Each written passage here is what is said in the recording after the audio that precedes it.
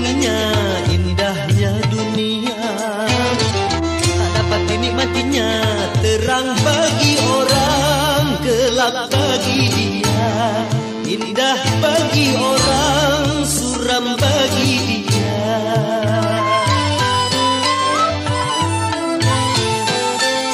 Tanpa penglihatan dilalui hidup ini, tongkat yang di tangan menjadi teman abadi. Begitu derita nasib orang buta, hidup di dunia di dalam gulita.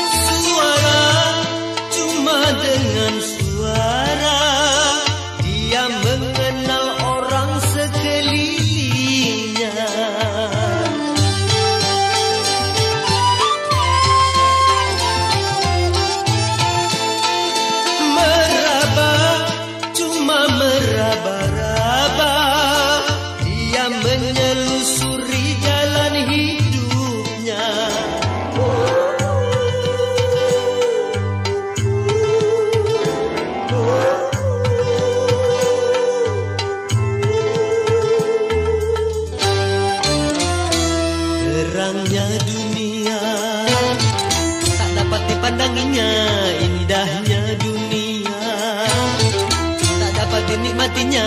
Terang bagi orang, gelap bagi dia. Indah bagi orang, suram bagi dia.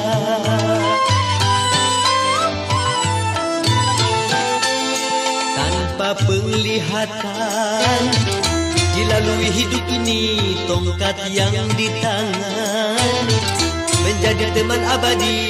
Begitu derita nasib orang buta, hidup di dunia di dalam gulita.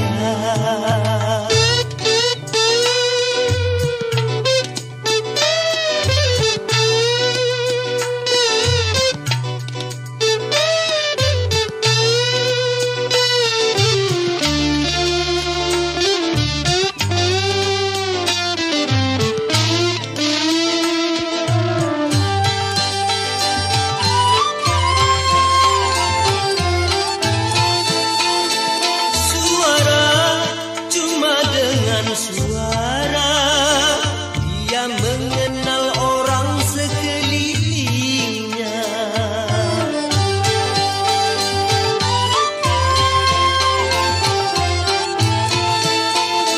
Meraba, cuma meraba-raba, dia menelusuri jalan hidupnya.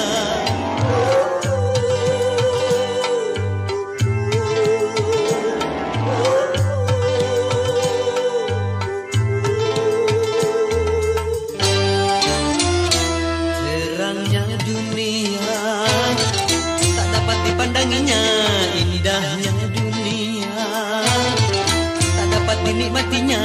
Terang bagi orang, gelap bagi dia. Indah bagi orang, suram bagi dia.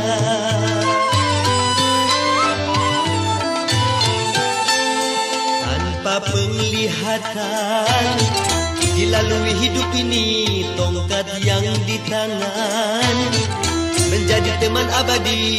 Begitu derita nasib orang buta, hidup di